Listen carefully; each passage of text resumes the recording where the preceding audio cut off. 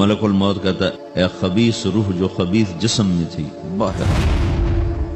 اب وہ واپس تو ہو نہیں سکتا، اپنے آپ کو روک تو سکتا نہیں، تو وہ حیران پریشان خوف زدہ،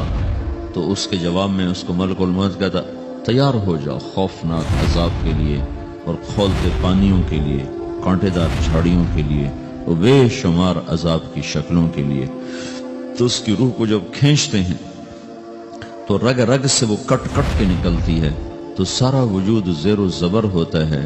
سکرات کا درد ساری دنیا کے دردوں پر حاوی ہے۔ جب اس کی روح نکلتی ہے اور اس کو لے کر آسمان پر چلتے ہیں تو دروازے پر پہنچتے ہیں تو اندر سے فرشتے پوچھتے ہیں کون ہے؟ کہتے ہیں فلاں فلاں کا بیٹا ہے۔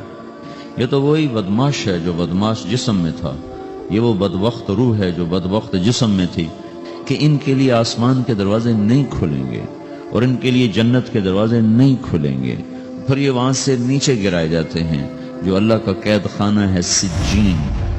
وہ تمہیں خبر نہیں کہ وہ کیا خوفناک قید خانہ ہے جو اللہ تعالیٰ نے بنایا ہے، اسے وہاں دھکیل دیا جاتا ہے۔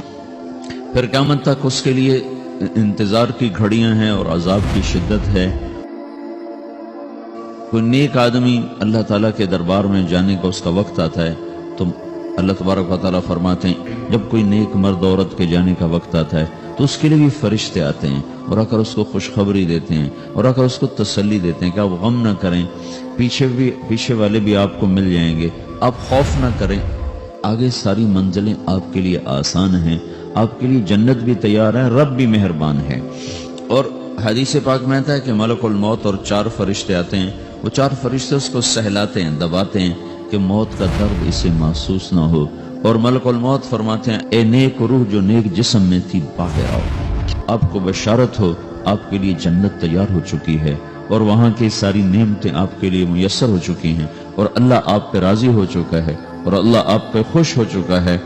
اس پر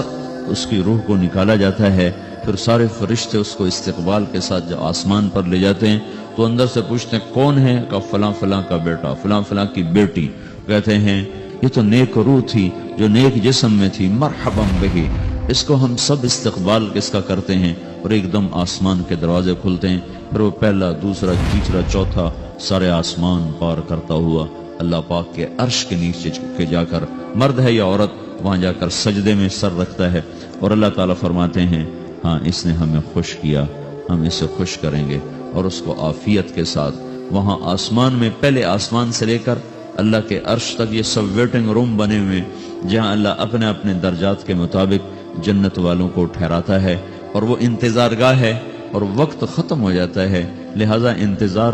کی جو تکلیف ہے وہ بھی ختم ہو جاتی ہے۔ وقت ختم تو انتظار کا احساس ختم اور ٹائم کے گزرنے کا احساس ختم، وقت کو ختم کر دیتا ہے، گزرنے کا احساس نہیں ہوتا ہے۔ تو اس طرح میرے عزیزو یہ 2 موتیں ہر انسان دیکھتا ہے، یہ وہ جنت کے فرشتوں کا استقبال دیکھتا ہے، یہ جہنم کے فرشتوں کی مار اور پٹائی کو سہتا ہے۔